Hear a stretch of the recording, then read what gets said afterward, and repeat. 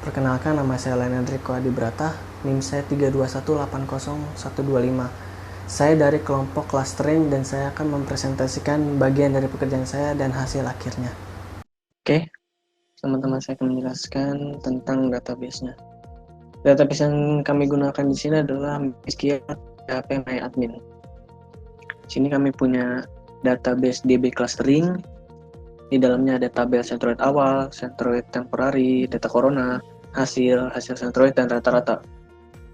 Saya akan menjelaskan satu persatu dari gunanya tabel tersebut.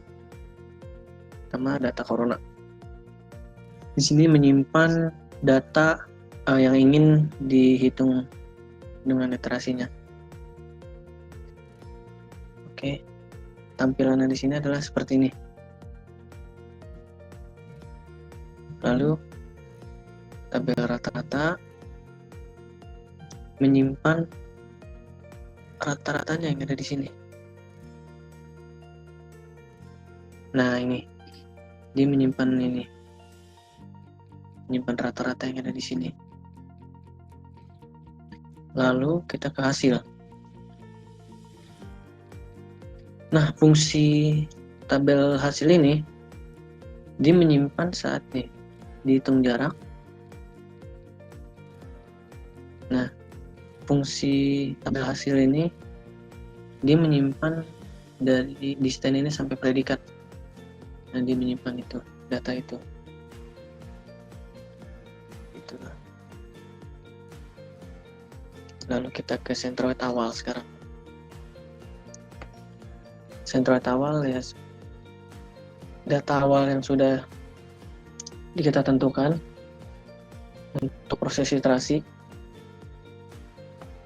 Kita ke proses iterasi. Nah, ini centroid awalnya ini sudah kita tentukan, tersimpan di sini. Lalu kita ke centroid temporary.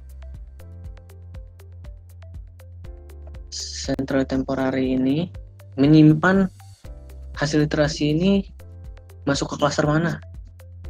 Nah, misalkan yang pertama Aceh masuk ke klaster 1, Sumatera Utara ke klaster 3. Nah, ini tersimpan semua di sini. Lalu kita ke hasil centroid. Nah, hasil centroid ini defaultnya adalah menyimpan centroid iterasi kedua. Jadi saat kita belum mulai iterasi, dia sudah menyimpan untuk centroid selanjutnya, yaitu iterasi kedua. Coba kita mulai iterasinya ya. Kita lanjut sampai selesai.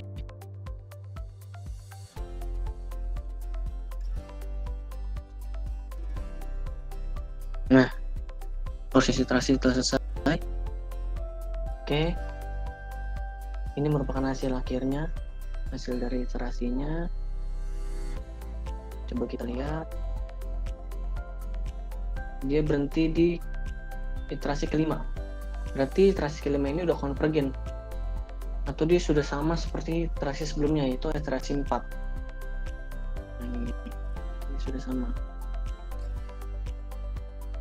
Oke, lalu ini hasil predikatnya. Ini sangat butuh karena dia C1, tercukupi karena C3. Coba kita lihat ya. Nah, tadi ini C1 berarti ini sangat butuh. Ini tercukupi, ini sangat butuh lagi. Coba kita lihat. Oke, benar ya. Lalu ini hasil centroidnya juga menampilkan semua nilai centroidnya ya. Intinya fungsi dari hasil centroid ini adalah menampilkan hasil centroid selanjutnya, iterasi selanjutnya maksudnya. Ini yang sudah dari 5 iterasi tadi ya. Lalu centroid temporary yang menampilkan ini juga. Nah, dia juga menyimpan data-data klaster-klaster ini yang ada di iterasi ini. Dari iterasi 1, klaster-klaster ini sampai iterasi 5 akan tersimpan di sini. Oke. Lalu sekarang kita coba kembali ke iterasi awal. Coba kita klik. Nah, dia kembali ke data awal, dia ke iterasi awal lagi, inisialisasi. Hanya segini saja datanya. Coba ya, kita refresh. Nah, yang disimpan di sini adalah data awal lagi. Dia kembali lagi ke data awal. Karena kita sudah klik kembali ke iterasi awal lagi. Lalu hasil central data kembali ke awal lagi. Dia menampilkan hasil central weight iterasi selanjutnya. Seperti itu. Oke, itu saja dari saya. Maaf bila ada kesalahan kata. Saya ucapkan terima kasih.